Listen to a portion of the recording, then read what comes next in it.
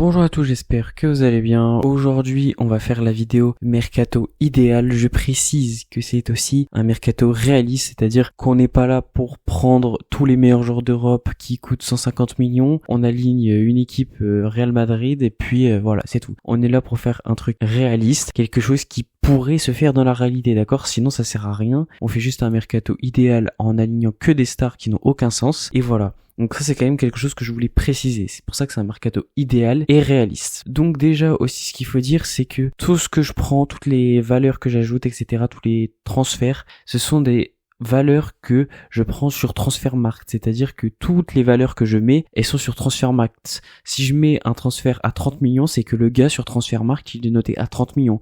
C'est aussi simple que ça, il n'y a pas d'autres chiffres. Donc ça veut dire que ça soit dans le positif, si ça semble plus cher ou si ça semble moins cher, ce sera des valeurs Transfermarkt. C'est aussi simple que ça. On va d'abord commencer par faire les ventes ligne par ligne, puis les arrivées ligne par ligne, puis on fera un 11 idéal avec les remplaçants. Donc comme ça on mettra toutes les équipes et toutes les options. Donc première chose, et c'est pour moi le plus grand chantier de cette année, c'est le poste de gardien. Donc aujourd'hui on en a 3, on a Iñaki Peña et on a Ter Stegen et Szczęsny. Donc déjà la première chose que je vais faire, et je pense que vous pouvez vachement vous en douter, c'est je vais vendre Peña parce qu'on en a pas besoin concrètement, on va pas le garder juste pour le garder, le gars, il peut pas rester 3e gardien titulaire. Je pense que il a aussi envie de progresser dans sa carrière, ce qui est logique. Il a quand même 26 ans, il serait temps pour lui quand même de trouver un club. J'ai l'impression qu'il avait 22 ans, moi, pour vous dire. Non, il est vraiment très très vieux entre guillemets, donc faut qu'il lance sa carrière concrètement, et je pense que c'est vraiment le moment pour nous de le vendre. Donc selon Transfermarkt c'est 10 millions, donc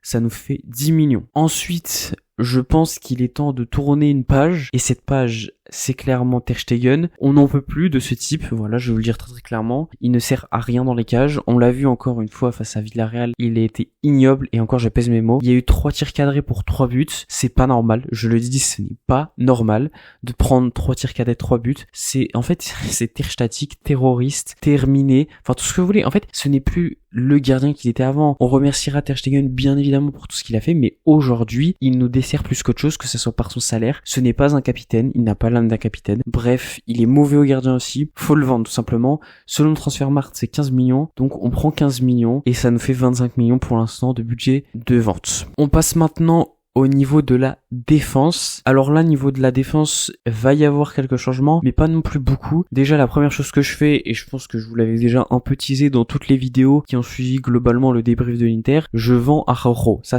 paraît évident. Je le vends très clairement. On n'en peut plus de ce type. Moi, je vais vous le dire très très clairement, on n'en peut plus. Il se remet absolument jamais en question, c'est-à-dire que c'est tout le temps la faute des autres, jamais la sienne. Que ça soit contre Paris, que ça soit contre l'Inter Milan, il a toujours critiqué ses coéquipiers. Il ne s'est absolument jamais mis la faute sur lui. Ça, c'est quelque chose qu'il faut savoir, c'est quelque chose qui me dégoûte chez lui tout simplement. Également, je pense que il a un très gros problème, il est malade, je vous le dis, parce que quand il vient de déclarer en conférence de presse que tous les supporters l'aiment, de quels supporters parles-tu? Tu parles peut-être ceux du Paris Saint-Germain, ceux de l'Inter, je sais pas, mais en tout cas pas nous, parce que on te déteste tous, Araujo, on veut tous que tu partes de notre club, on te déteste pour ce que t'as fait sur Barcola l'année dernière, on te déteste parce que tu sais pas défendre contre HRB et contre Thuram, contre l'Inter Milan, on te déteste, alors casse-toi de ce club, vraiment barre-toi. On te hait, mais vraiment on te hait. Araujo, il est marqué à 50 millions sur Transfermarkt. Je sais de sources sûres qu'il a une clause libératoire à 60 millions d'euros cet été. Je vais pas le faire à 60 millions d'euros parce que je pense pas qu'il y ait quelqu'un qui pose 60 millions d'euros, ça me paraît assez improbable. Donc pour Araujo, on va dire qu'on va recevoir 50 millions d'euros. Également, on doit vendre un autre joueur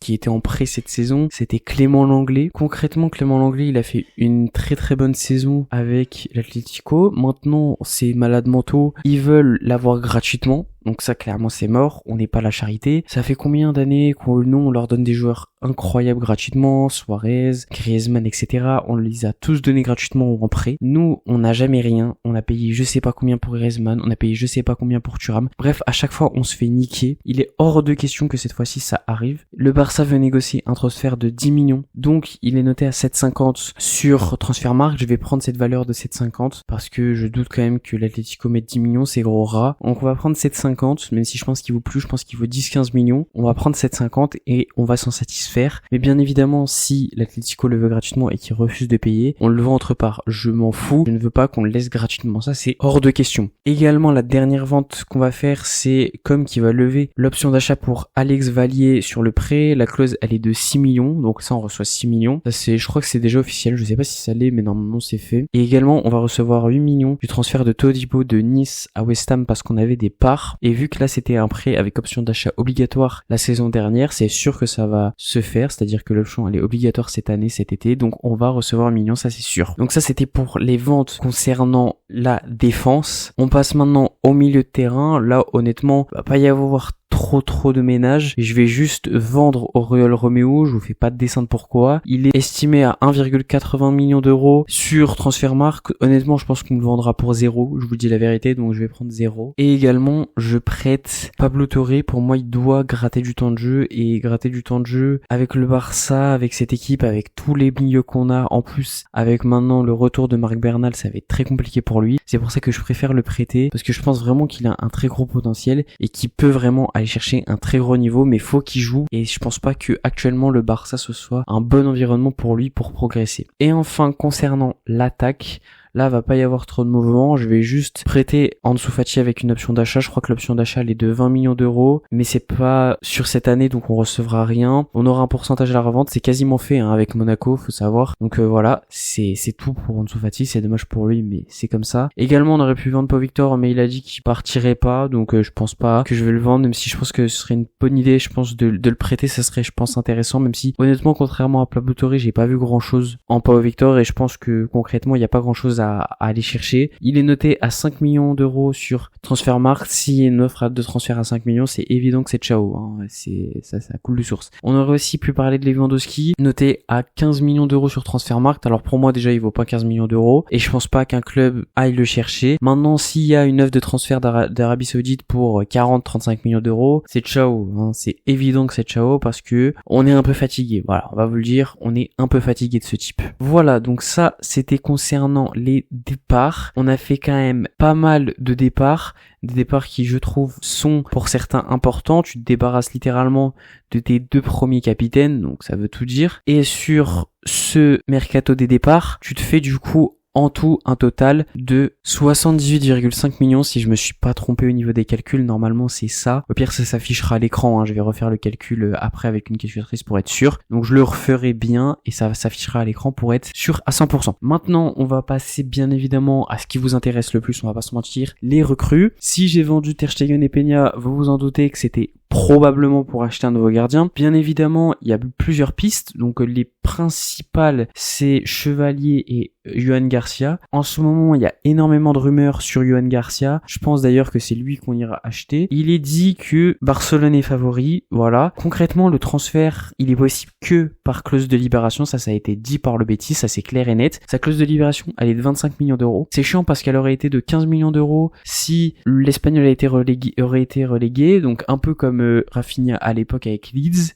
C'est un peu dommage parce que bon, on en a un peu marre de pas avoir une réduction. Si les prochains ils peuvent être relégués, ce serait quand même très sympathique. Là, 25 millions pour le meilleur gardien de Liga, franchement, il n'y a pas à tortiller, faut le prendre. Ça, c'est clair et net, il n'y a pas de doute. Franchement, le gars, il te sort une super saison avec l'Espagnol, avec une défense qui, on l'a vu, était cataclysmique. Il a en moyenne 3 arrêts par match. C'est un gardien qu'il faut prendre, surtout qu'en plus, le gars, il coûte pas cher et il connaît très bien la Liga, il parle espagnol, il est catalan. Franchement, il y a tout, et je dis bien il y a tout pour aller chercher ce type, ça c'est clair. Après, sinon, il y a Chevalier qui aussi est intéressant, voilà, il est très bon, je suis d'accord avec ça, mais malgré tout, je partirais plus sur l'option de Yohan Garcia parce que comme je l'ai dit, il est moins cher et il est un peu plus acclimaté. Maintenant, si on peut pas le faire, clairement, va falloir aller sur Chevalier et va pas falloir rester avec Ter Stegen parce que c'est marrant 5 minutes. Donc, je recrute Yohan Garcia pour 25 millions d'euros. Donc même avec ce transfert, on est encore largement en bénéfice pour ce mercato. Ça c'est important quand même, il faut au moins, c'est vraiment la règle que je me suis donnée, au moins qu'on soit à l'égalité. Vous inquiétez pas, on y sera largement. Ensuite pour la défense, concrètement, il y aura pas de recrues.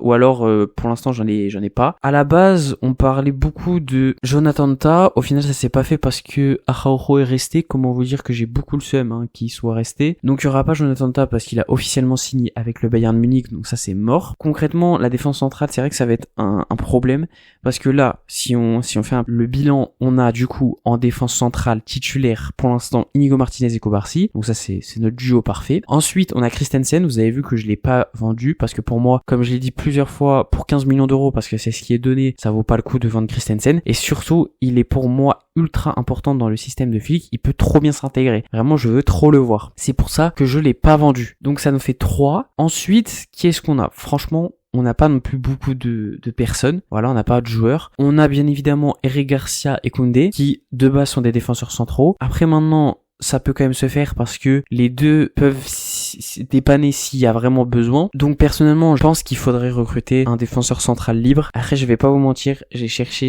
j'en ai pas trouvé. J'ai pas trouvé non plus de central intéressant, je m'en rappelle pas. Franchement, pas cher, j'en ai pas trouvé. Donc soit faire monter un type de la Masia, soit il faut se débrouiller avec ce qu'on a tout simplement. C'est les 3 options qui sont possibles. Ensuite, à droite, donc là on repart sur Koundé titulaire. Honnêtement, j'ai pas non plus de remplaçant parce que pour moi, de ce que j'ai vu d'Eric Garcia, il peut très très bien faire le remplacement, ça suffira largement. Surtout, regardez les performances, il a prouvé quand même qu'il avait largement le niveau pour être au moins remplaçant. Et Koundé, bien évidemment, le meilleur latéral droit du monde, je pense qu'on n'a pas besoin d'en dire plus. Donc pour moi, il n'y a pas besoin de faire une recrue à ce niveau-là. Après oui, il y avait une opportunité de marché qui était Frimpong à 35 millions d'euros, ça aurait été super intéressant, surtout que Flick, il le demandait et tout. Malheureusement, ça n'a pas pu se faire parce que je pense encore à cause du fair play financier et surtout par le fait que Liverpool était là, donc ça a été très compliqué. Donc malheureusement on l'a pas fait. C'était une opportunité, maintenant je pense que vu qu'on n'a pas cette opportunité, on le fait pas, c'est simple que ça. Ensuite, pour la défense, on finit avec le latéral gauche, et c'est là que j'ai oublié quelque chose. C'est bien évidemment, vous vous en doutez, si vous avez regardé les vidéos de ma chaîne, les débriefs, etc. On va bien évidemment, et oui, parler du seul, l'unique Gérard Martin. Pour moi, je vais vous le dire très clairement, il n'a pas le niveau pour le Barça. Voilà, je vais vous le dire très très clairement.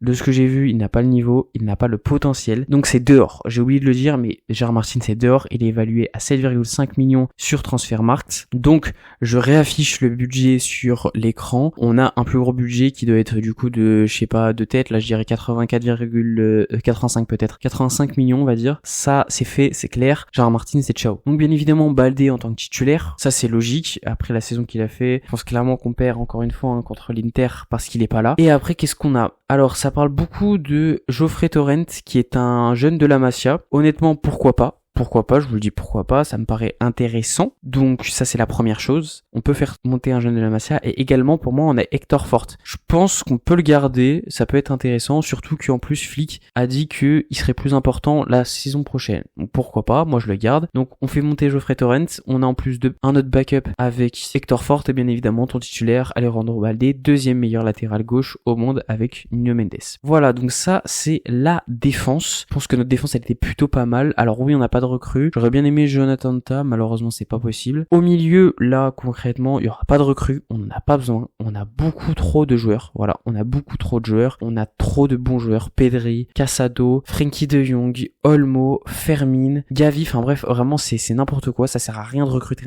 des joueurs. On est trop bien à ce poste-là, que ce soit milieu offensif, milieu central, tout ce que vous voulez, on est bien. Et surtout, j'ai envie de vous dire, on en a une recrue. On en a une, et elle s'appelle Marc Bernal. Marc Bernal, en début de saison, il fait une saison magnifique, et il est vraiment largement plus fort que Marc Casado. Et pourtant, regardez ce qu'a fait Marc Casado. Donc j'ai envie de vous dire que Marc Bernal a un potentiel de fou, vraiment de fou. Et on l'a vu que 2 matchs, il s'est blessé, je crois, face au Rayo Vallecano, donc 3 matchs. On a eu 3 matchs. Pour moi, c'est une recrue. Comme je l'ai dit, avec Gavi, lorsqu'il revenait de blessure, c'est une recrue. Donc en plus, on a une recrue, et il s'appelle Marc Bernal. Donc là, notre milieu, il est vraiment bien étoffé. Franchement, pour moi, c'est nickel. Au niveau du milieu, on peut pas faire mieux, on n'a pas mieux à demander. Et enfin, on arrive au niveau de l'attaque. Là, comme j'ai dit, j'ai fait qu'une vente, c'est Ansu Fati. Maintenant, on va parler du sujet qui fâche tout simplement, l'ailier gauche. Alors, l'ailier gauche, concrètement, il y a pas mal de pistes. Il y en a beaucoup qui ont été évoquées. On va commencer par celle qui ne me va pas et qui ressort le plus avec une autre, qui s'appelle Luis Diaz. Alors, Luis Diaz, déjà, je vous mens pas, je suis pas fan,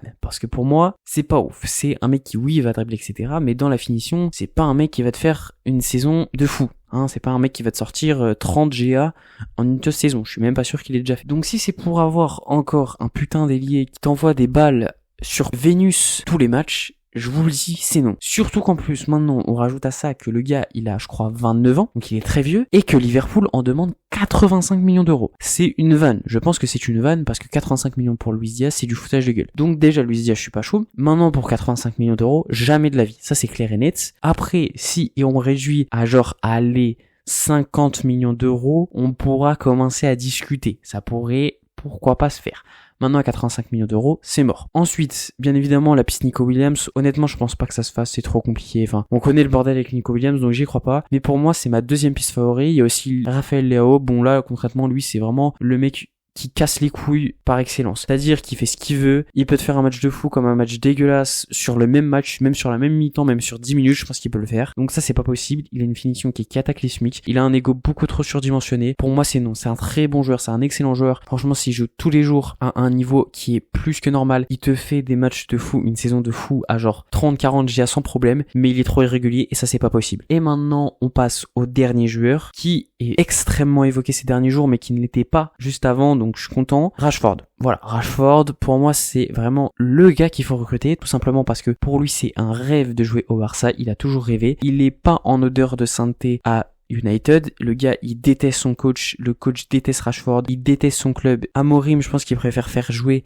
la femme de ménage que Rashford, c'est pour vous dire à quel point il s'aime pas. Donc Rashford, il doit partir, c'est sûr à 100% qu'il va partir. Maintenant, l'acheter c'est trop compliqué, voilà, c'est trop cher. United nous demande trop parce qu'on connaît de toute façon les clubs anglais, ils achètent beaucoup trop cher et ils revendent beaucoup trop cher. Mais ce qu'on peut faire, c'est le prendre en prêt. On prendrait, je pense, son salaire qui est en plus, c'est dit qu'il va le baisser. Donc en plus, s'il le baisse, c'est banger. Donc t'as un Rashford qui, je pense, peut être relancé complètement dans un club qu'il a absolument envie de jouer. Il va tout donner. En plus, il fait des efforts salariales. Faut foncer dessus. Moi, je vous le dis, faut foncer dessus. Surtout qu'en plus, c'est pas un mec qui va forcément rechigner s'il est remplaçant derrière Rafinha. Je pense qu'il comprendra. Et comme ça, il aura à cœur justement de prouver qu'il doit être titulaire. Parce qu'après, en plus, tu pourras mettre Rafinha en numéro 10, c'est quelque chose qui est possible, c'est quelque chose qu'on a déjà entendu. Rashford, pour moi, c'est idéal et tu l'as en prêt, donc c'est gratuit. Tu prends juste son salaire et c'est tout. C'est tout. Pour moi, c'est Rashford que je prends en ailier gauche. Ensuite, il y a un dernier transfert que je voulais faire. Il y a eu des rumeurs récemment avec lui pour Naples. Comme vous vous en doutez, je vais pas partir sur un Osimhen, je vais pas partir sur un Gyökeres, je vais pas partir sur un Haaland parce que on n'a pas l'argent. Voilà, on va le dire très très clairement, on n'a pas le fric. Donc ça sert à rien de se dire oui, on va aller sur lui, on va aller sur lui. Non, ça sert à rien. Moi aussi, j'aurais aimé acheter Gyökeres, etc.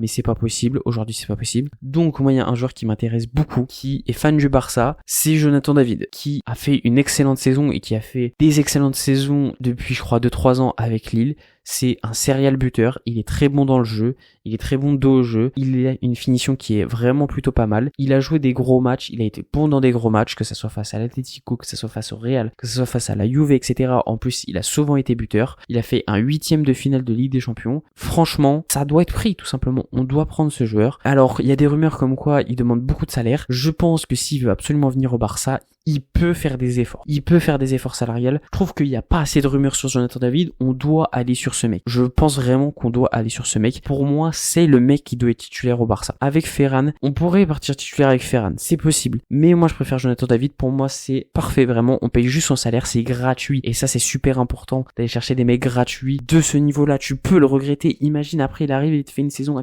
40 buts, j'abuse. Mais à, je sais pas moi, à 20, 22 buts en Serie A avec Naples. C'est pas possible. Franchement, c'est pas possible de passer à côté de ça gratuitement. Donc moi, je veux qu'on aille chercher ce joueur parce qu'il est super important. Ça, c'est la fin. Concrètement, il n'y aura pas plus d'arrivées parce que c'est pas le but, comme je l'ai dit, de faire un mercato de fou furieux qui n'a aucun sens. Donc là, on a donc 3 arrivées qui sont Yohan Garcia, Rashford et Jonathan David pour un montant de seulement 25 millions d'euros. On s'en sort très très bien. On a à peu près 85 millions de départ. Donc ça nous fait largement un mercato en bénéfice. Vraiment largement. On doit être à 60 millions de bénéfices. C'est large. Donc le mercato, il est largement réaliste et la condition que je m'étais donnée, elle est amplement respecté avec un budget qui est franchement très beau, je trouve. Voilà, c'est tout. Comme vous l'avez vu, je suis pas parti dans les choses extravagantes, j'aurais pu, mais ça sert à rien. Également, il y a quelque chose que Deco a dit qui, je trouve, est intéressant, c'est que ce mercato, il est surtout fait pour garder l'effectif et l'améliorer. C'est pour ça que récemment, on voit énormément de prolongations de contrats. Je vais pas tous les faire, mais on a Yamal, on a Rafinha, on a extrêmement beaucoup de joueurs qui ont prolongé, on a mis beaucoup à l'abri. Donc ça, c'est important. Pour moi, ce mercato, il est là pour renforcer intelligemment l'effectif. Et là, c'est ce qu'on est en train de le faire. Et c'est ce que j'ai fait avec ce mercato. Parce que pour moi, le mercato de l'année prochaine, la mission, ce sera d'aller chercher bien évidemment le numéro 9 des 10 prochaines années.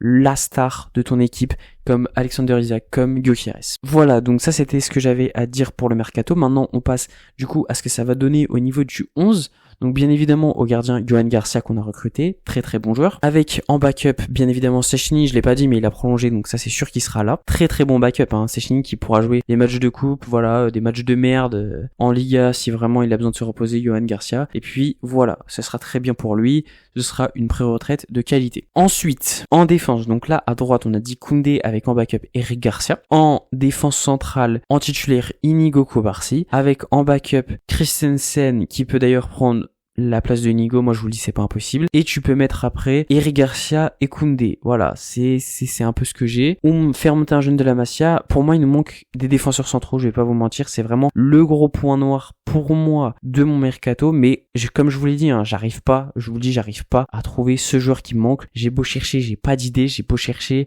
il y a rien qui me vient à l'esprit. Donc malheureusement, ce sera le défaut de mon mercato. Ensuite, en latéral gauche, donc là, Baldé en titulaire avec en backup Hector Forte et ensuite Joffrey Torrent. Je sais pas si j'ai écorché son nom, force à lui si je l'ai fait. Donc là, on a un remplaçant de qualité, je trouve.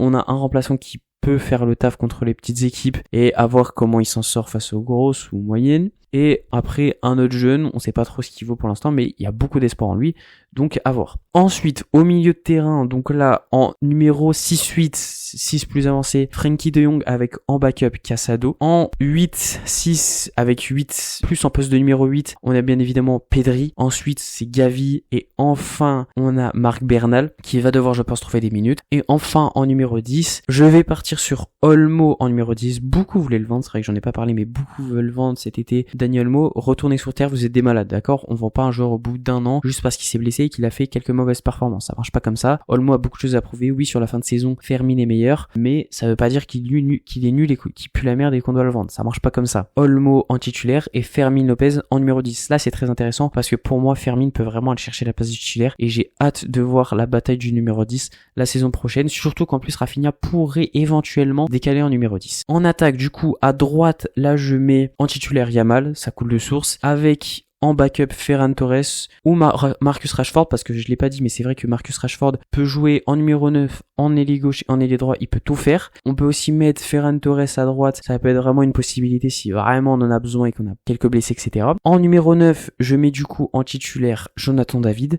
avec en backup Lewandowski ou Ferran Torres, en fait ça dépend, vous le mettez où vous voulez, mais Ferran Torres ça va vraiment être le mec électron libre. Et enfin en ailier gauche, titulaire Rafinha et en remplaçant Marcus Rashford. Voilà, donc ça c'est mon 11 idéal avec tous les remplaçants. Je trouve quand même que le mercato que j'ai fait très intéressant. Pour moi, oui, il y a un défaut, il est clairement au niveau de la défense centrale. Maintenant, si vous trouvez que mon mercato, il est nul, que vous avez des ajustements à faire, etc., n'hésitez pas à le dire dans les commentaires avec bien évidemment toujours du respect. On n'est pas là pour s'insulter, etc. Donc, vous me proposez, je vous dis ce que j'en pense, etc. Ça va être vraiment un bon débat. Comme d'habitude, n'oubliez pas de me follow sur tous les réseaux, que ça soit sur TikTok ou Insta où je republie des segments de mes vidéos, donc vous prenez celui qui vous arrange et vous le regardez. Je suis aussi bien évidemment sur Twitter, je vous mets tous les liens en description. Vous n'avez plus qu'à cliquer pour me follow. Et comme d'habitude, n'oubliez pas de liker la vidéo, de la partager, de vous abonner et d'activer la cloche.